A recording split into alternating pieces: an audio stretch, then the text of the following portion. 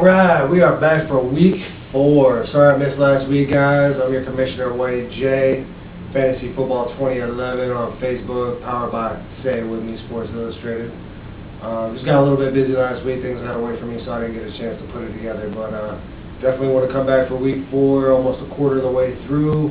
Some of the teams are starting to shake out. We're starting to see who's who in this league. The cream is rising to the top. We got a lot of people in the middle still, though, and a few people at the bottom, but it's never too late to save the ship. I hope they don't give up on their teams, because I definitely don't want anybody coming into the league who's not going to make any adjustments to the lineup, because it's just not fair for the rest of the league. So I'm a little bit disappointed with 2 or 3 people that haven't made any moves. I definitely wanted to keep it a private league this year, but I had to make it public to fill up some of the spots. So I apologize for those people who don't seem to be managing their teams. Definitely doesn't give a true insight on all the matchups every week. But that being said, it's week 4. Hope everybody's following their team as much as I am. I even keep up on your guys' matchup. I'm looking to see who's beating who. Is Master Nate is winning? Is Nilla Nation winning? Is Terrafin winning? Who's winning? And so I definitely, I monitor the teams probably more than some of the people who have these teams. So definitely just love the league and doing it. I'm also doing 3 other leagues too. But of course this is my baby. So with that being said, let's jump right on in. I'm going to try to keep it to 2 segments this week, because I know you guys ain't trying to sit through 3 segments. So I'm going to try to shorten it up. I'm going to do it all from my phone this week. Definitely getting tired of writing stuff down. It takes a long time to do it that way, so just going to do it right from the phone this week. Let's jump into these power rankings. Number 1, we got the Scrappers, piloted by Tommy Osh. His record's 3-0. He's got 315.4 points, a league high. Only person to really average 100 points every week. Number 2, also at 3-0, we got the Rear Pan Stompers. 293.1 points, so just about 30 points away from the leader. Number 3, we got Terrafin Station. Nate Raw, I forgot to shout out Adam Styles. He's definitely confident about his team. He thinks he's going to win this week, so we'll see what I say about it. But he's having a nice season so far, definitely, but I like the confidence as well. Terrafin Station, down there in Raleigh, 3-0. 246.2 points scored. Not a whole lot, but hey, he's getting lucky every week. A win is a win. I like how Nate's been switching it up a little bit every week with these unknown players. I know they're not getting you big points, man, but I like the tinker in you. And coming in at number 4, we got Nilla Nation, Jesse Andrews, Asheville, North Carolina. What's up, man? Long time no talk. Give me a holler. He's at 2-1, 298.5 points, having a nice season so far. Right behind you, cuz I'm right behind you. Roddy Roethlisberger's at number 5, 2-1.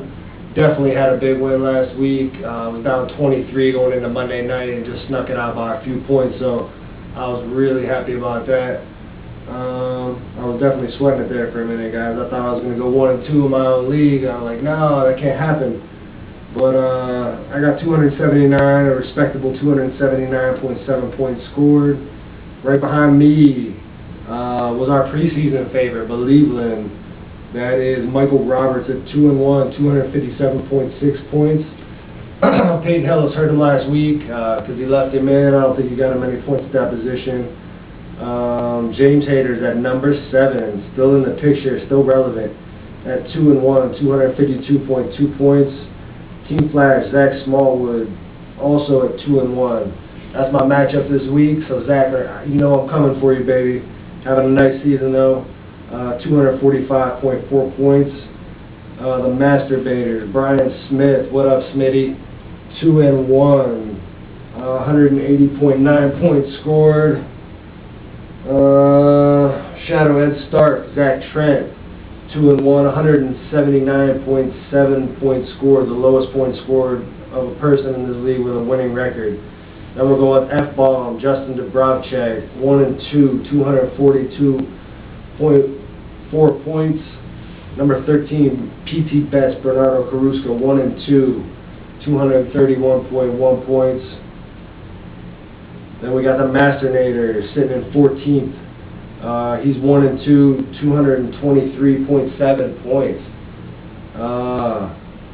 And it goes, the list gets worse from there, y'all. Number 15, King of the Hillis, Mike Telyak, 1 and 2, 209.5 points.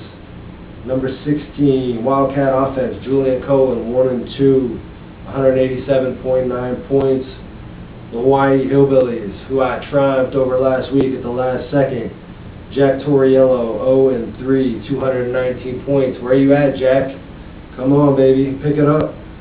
Then we got Bree White, actually I think it's Bree Masitis now. Number 1 Browns fan, 0 and 3. I know your computer's been down. I know your main running back's been out, so I'm looking for you to come back in this league and definitely steal some wins like you did last year at the end. I remember you coming back, so 186.6 points. 19th, also 0 and 3, Joey McMurdy, Doomsday 97. Told y'all the first week it sounded ominous, and it's all been ominous for this dude. 184.1 points. And then last, holding down the end, the team I like to make fun of every week, the man who was so buzzed up on sugar he couldn't keep up with his team nor make any adjustments from week 1.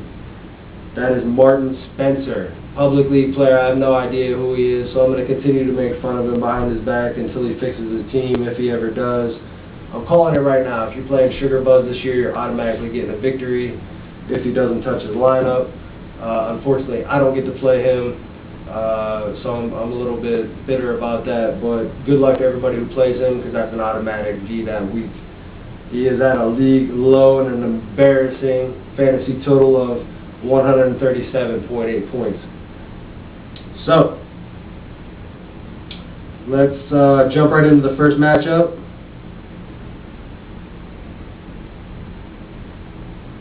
Oh, and I didn't take the time to arrange them by power ranking this week. I might do that next week and just write it down. This is just kind of off the hip, off the phone. So I'm going whatever order they're popping up in. And we might have to wait for my phone to load a little bit. So hopefully that doesn't cause too much drag time. It seems to be okay.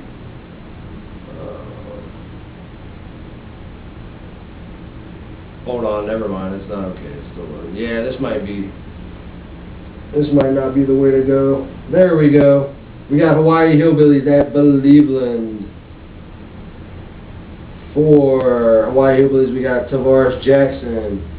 We got Maurice Jones-Drew at running back. Ryan Matthews at running back, who's been really impressive. And he's looking to carry more of the load for San Diego. D'Angelo Williams, pretty subpar here, I would say. Wide receivers, he's got Percy Harvin, Darius Hayward-Bay, A.J. Green, Brandon Pettigrew at tight end, Seattle's defense, and place kicker is Phil Dawson. On the bench, he's got Dexter McCluster. He should probably put him in there. He's looking like he's going to get more touches as the year goes through if he's paying attention. This is Jack, so I would definitely recommend putting McCluster in there. Kay Hunter, running back, San Francisco, Johnny Knox, Brian Hartline, Vincent Brown, St. Louis's defense backup, and Billy Cundiff. For Believeland, he's got Matt Ryan, he's got Darren McFadden, who's burning up the league this year. He's got Reggie Bush, still capable some weeks. He's got Peyton Hillis back. Dwayne Bowe, who's been somewhat disappointing so far. Julio Jones, he's been a mildly impressive rookie. His last wide receiver is Briscoe for Tampa Bay, who I think he just picked up this week. Maybe Desmond Briscoe. It just has the initial for the first name, so if I don't know the player, I'm just going to try to wing it. Jermaine Gresham is his tight end. New York Jets defense, projected for 11.1 this week. And Sebastian Janikowski, kicking that outrageous field goal a couple weeks ago, is his kicker. On the bench, he's got Kyle Orton, Ronnie Brown, injured and out, Danny Amendola, Lance Kendricks, L. Pope for Tennessee, tight end, Oakland's defense, and Graham Gano. on the bench. So I'm just going to call them off the top of the head. Usually I write down my winners ahead of time, but I'm just experimenting with it new this year. This week I'm going to just go off the top of the head, just based on what the points look like and see who's playing who. But I definitely like Matt Ryan to get back on track. I like Darren McFadden. He's burning it up. Peyton Hillis is going to be back this week. I definitely don't think the Hawaii Hillbillies has a very good receiving core. A.J. Green for Cincinnati, I believe he just got popped with like 2 pounds of pot at his house, so he's definitely going to be out for a minute as soon as the law catches up with him. Darius Hayward-Bay has been pretty ineffective, and Percy Harvin as well. So I'm going to go with Believeland this week. Give the Playboy Believeland. Good job, Mike. And Jack, you know what time it is, baby. Pucker up. On to matchup number 2.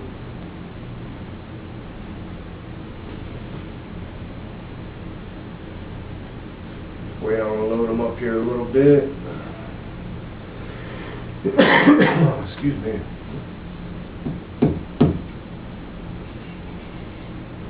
Right, matchup number 2 was actually matchup number 1, but I skipped it on accident. Team Flash and the Roddy Roethlisberger. So Zach Smallworth versus me. It's a big week. We'll see who's going which way. Battle of 2 2-1 teams. So for Team Flash, he's got Tom Brady. Oh, what can you say? Man, I'd love to have Tom Brady on my team. Tashard Choice, pretty unimpressive. Michael Bush, occasional touchdown vulture. Mike Jenkins, wide receiver at his flex position. Akeem Nicks, Jeremy Maclin, and Braylon Edwards rounding out the receiving squad. Owen Daniels is his tight end. He had a touchdown last week. Kansas City's defense and Jason Hanson's his kicker on the bench. He's got Tebow, who hasn't really seen the light of day so far this year. Javaris Jones, wide receiver Green Bay. Travis Beckham, Zach Miller, got 2 decent tight ends. Well, maybe 2 tight ends that add up to 1 decent tight end. And then he's got Josh Brown as his backup kicker. And then for Roddy Roethlisberger, we got the often injured this year, giving me a heart attack every week, Mike Vick.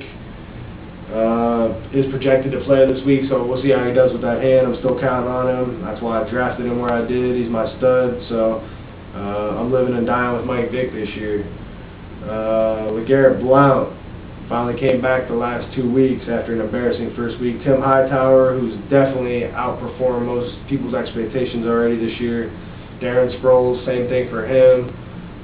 He's definitely getting a lot of catches out of the backfield. Had 2 rushes for 35 yards last week, so he's still a threat on the ground as well. Vincent Jackson had a little bit of a disappointing week last week after a monster week the week before.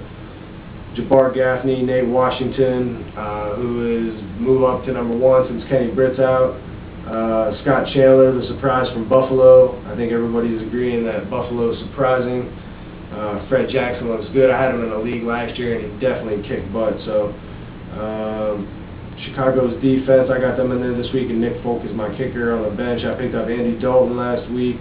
Marion Barber, I got Ryan Grant, who might be gone via trade to the Bloodhounds for Mark Sanchez and Marshawn Lynch. So we'll see if I can make that trade happen. Got to talk to my GM about it, run it past him, you know, and then we might make it official. I got Antonio Brown, Emmanuel Sanders, Chris Cooley High, and Washington's defense on the bench. At the beginning of the year, I thought I might have had too many Washington players, but it turns out that they're kicking butt this year, so definitely glad to have those guys on my squad, as long as they're playing well. I'm going to have to go with myself this week, getting the Playboy. Definitely. It's hard to go against myself, especially at 2-1. Scored the 4th or 5th most highest points in the league. I'm liking my squad. If Mike Vick plays well, I'm definitely going to win. So, as goes Mike Vick, so goes my team. So I'm predicting him to, a lot of players have big big weeks off of injuries, so I'm looking for him to have an inspired performance this week and lead my team. I do like Zach's team. I do. I like Tom Brady. His running back core is pretty weak. He's playing 4 wide receivers instead of 3 running backs and 3 wide receivers. Definitely not a huge fan of that strategy unless you have to, but he kind of has to. He doesn't have much of a bench. He's really struggling on the bench. 0 points, 1.1, 0.1, 1 point, 0 points. So I know he's doing what he has to do right now. Braylon Edwards is projected for 0 points. He might not be able to do anything with that. So he's just going to have to hope I falter. Hope Mike Vick has a bad game. But other than that, I'm taking it. And Zach, you know what time it is. Somebody had to take a bathroom break, and he wants you to come on in there with him. Yeah, that was wrong, but it's all good fun. All right, man. We're going on to matchup number 3, and then we'll pause there and come back. Probably running up on my limit right here. A couple seconds for this to load.